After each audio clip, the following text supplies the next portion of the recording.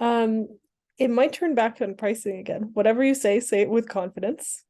Um, and it might, I think the confidence aspect is all very big in the sales calls and the investor calls.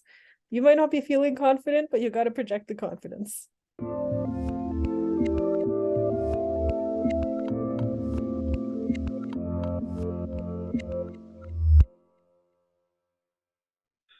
Hey everyone, this is Devin Miller here with another episode of The Inventive Journey. I'm your host, Devin Miller, the serial entrepreneur that's grown several startups in the 7 and 8 figure businesses, as well as the founder and CEO of Miller IP Law, where he helps startups and small businesses with their patents and trademarks. If you ever need help with yours, just go to strategymeeting.com, grab some time with us to chat, and we're always here to help.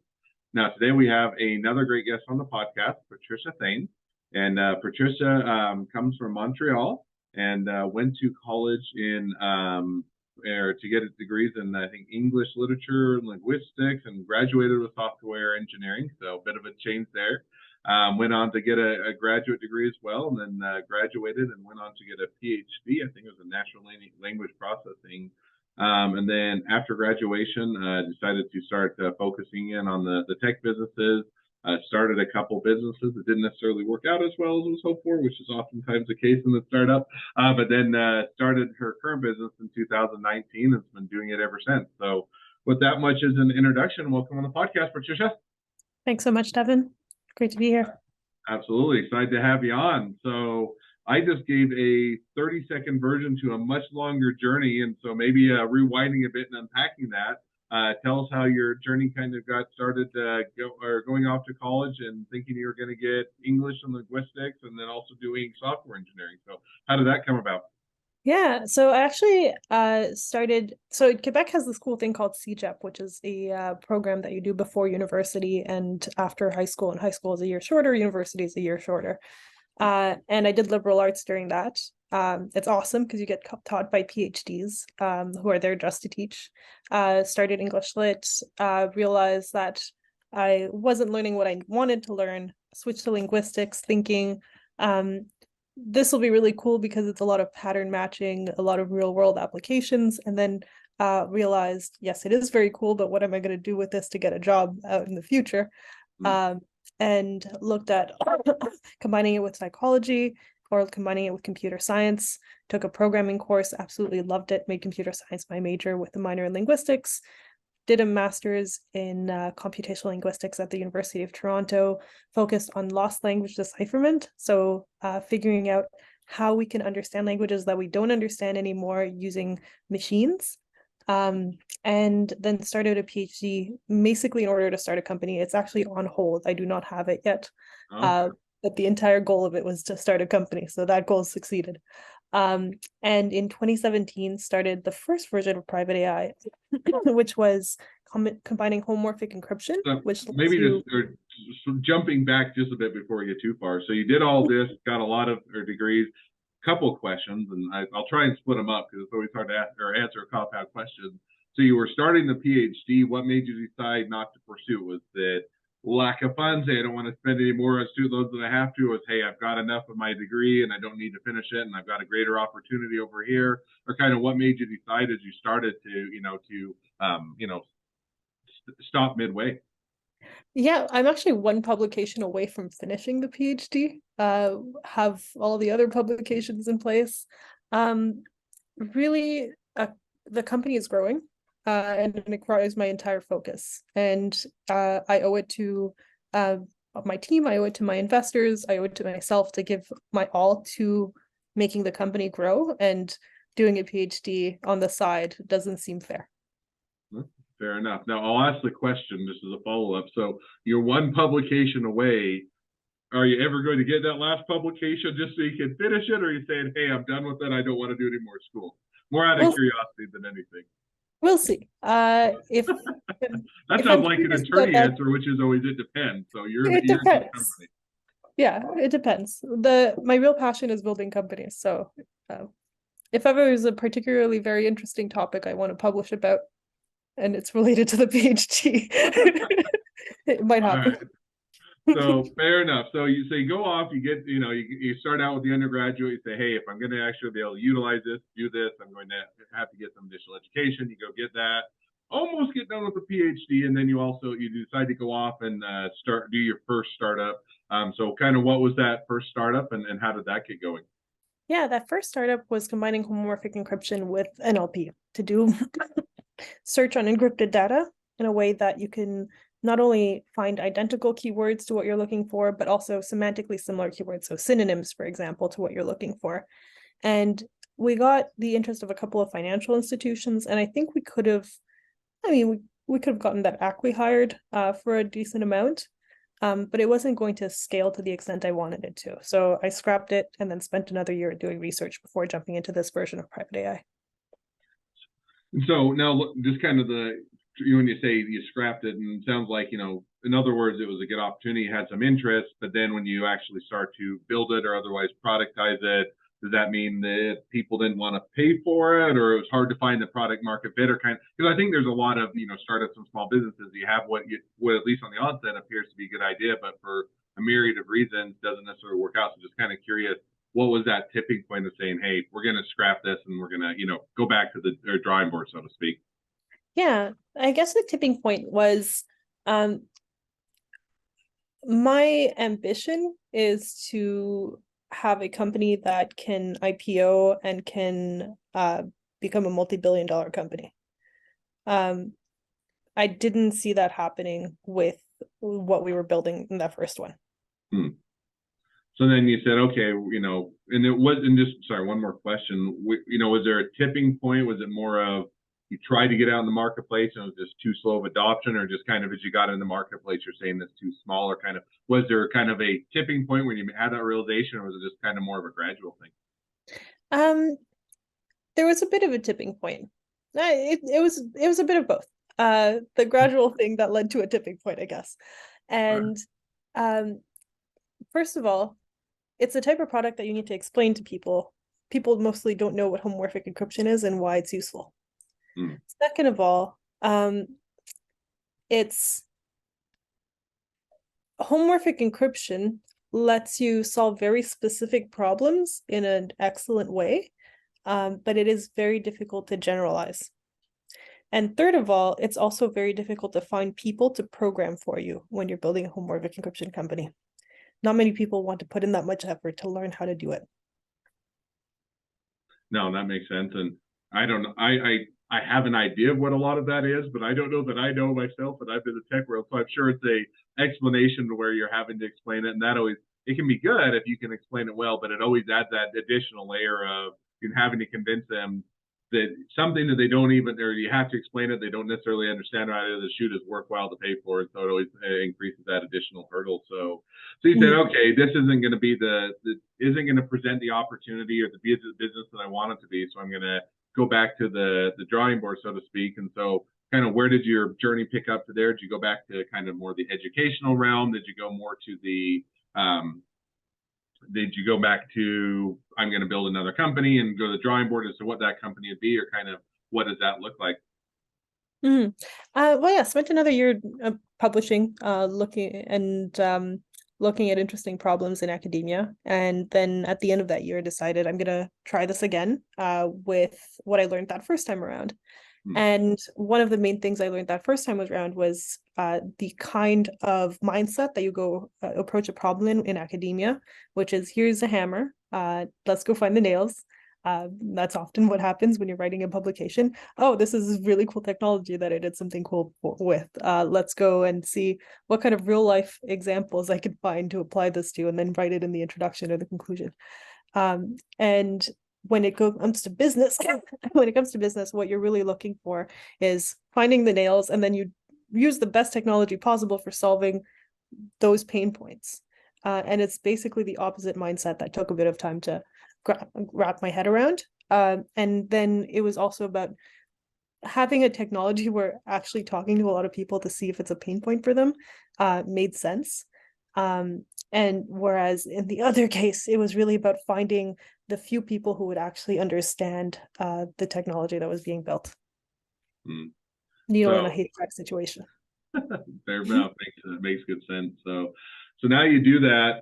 So you kind of, figure out or where to adjust or go after the original company. You learn from the mistakes. And I think that that's as valuable as anything is when you're saying, hey, I did a first startup.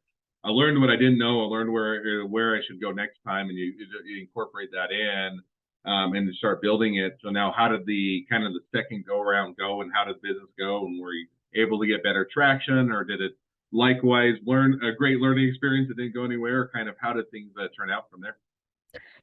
Still turning out, but currently much, much better than that first one.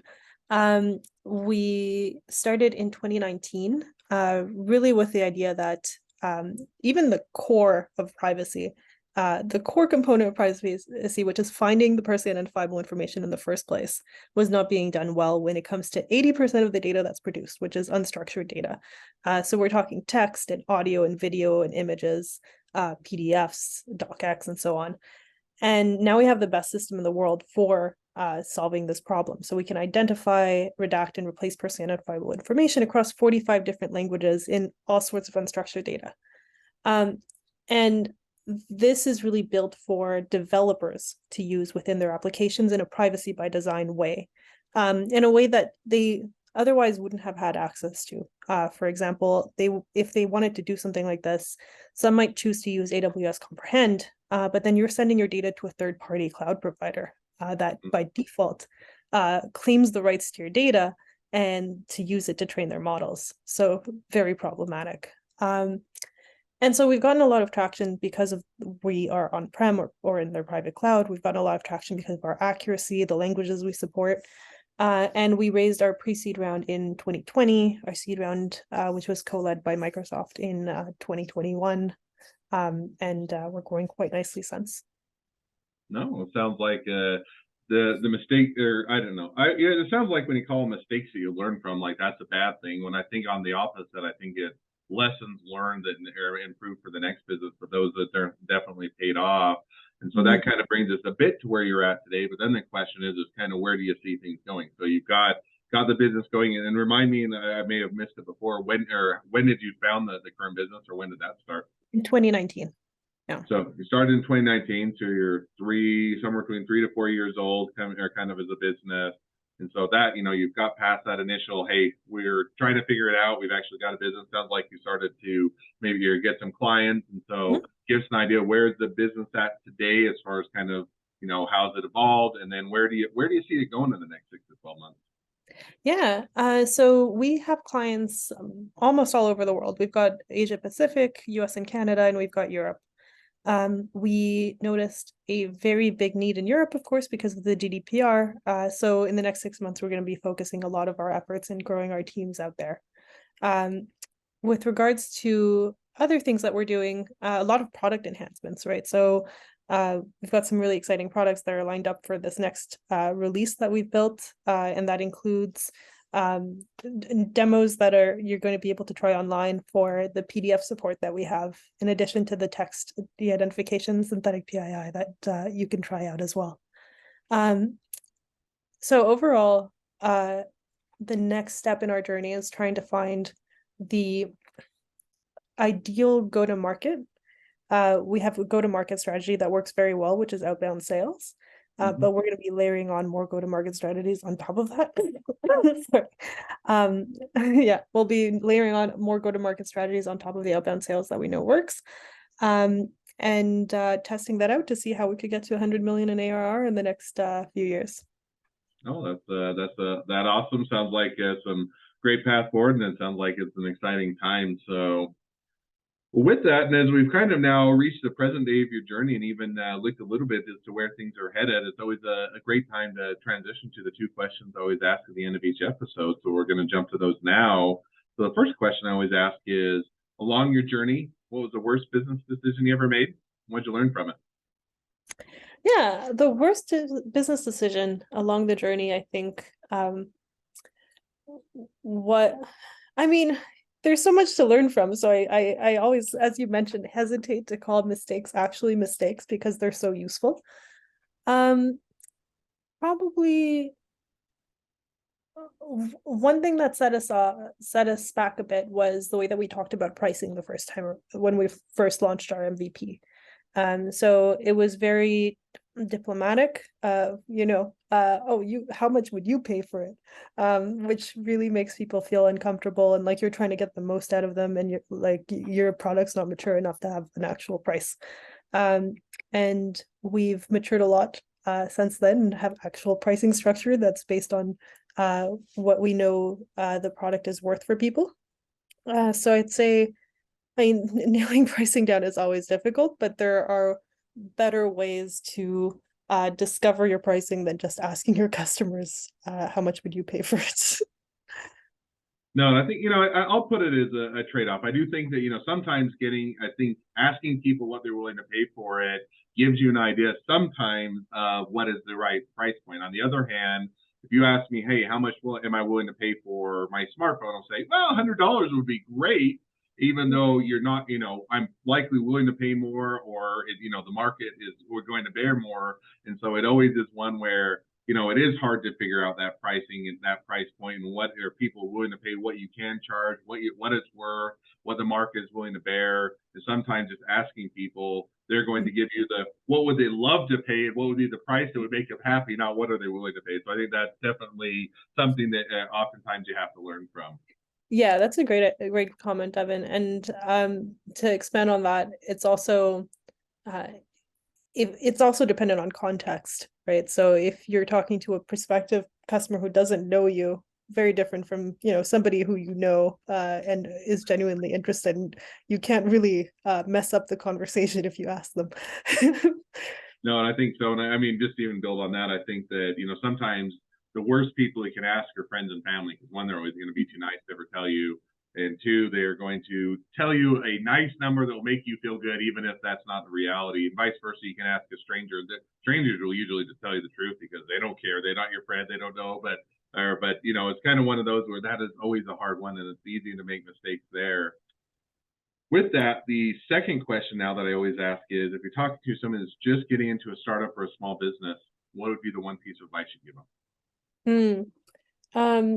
It might turn back on pricing again. Whatever you say it with confidence.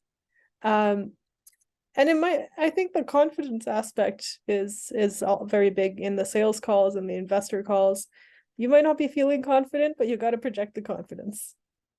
No, and I think that's a great, it might turn back on pricing again. Whatever you say it with confidence. If you're not confident, if you're hesitant, if you're not sure if it's I think the confidence even if you are, but you don't present that way, then very people big are going in to the pick up sales on that calls way and the say, well, investor you're not calls. even convinced this You is a might good not be product, feeling or people confident, just but say, you got to project the how am I confidence. going to be convinced? And so I think that figure out what you're going to do, and doesn't mean that you can't be willing to adjust or to change or otherwise, determine something different. But I do think you have to say, hey, I've got to be confident. I'm going to go in. I'm going to show what it is, what it's worth, why I think that.